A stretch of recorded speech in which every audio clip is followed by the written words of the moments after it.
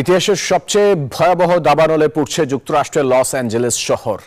মৃত্যু হয়েছে অন্তত 10 জনের। আগুন ছড়িয়ে পড়েছে মার্কিন চলচ্চিত্রের শুটিংগার হলিউডেও।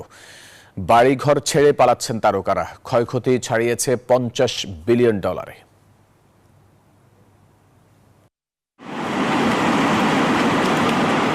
হলিউডের ছোট ছোট ভ্যালিতে সিনেমার শুটিংয়ে কতবারই আগুনের দৃশ্য ধারণ হয়েছে, তবে কে জানতো চলমান দাবানলে এভাবেই পূর্বে শুটিং স্পট আর নায়ক নায়িকাদের বাড়িঘর।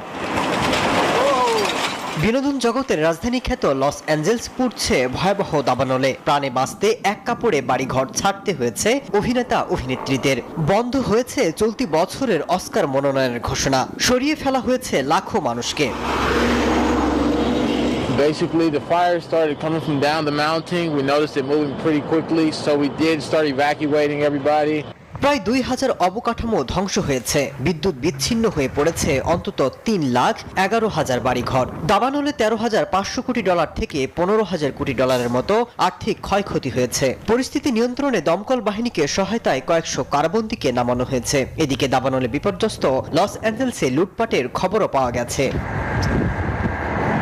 পরিবেশবিদরা বলছেন, জলবায়ু পরিবর্তনের কারণে বেশ কয়েক বছর ধরেই উপত্যকায় বাড়ছে তাপদাহ।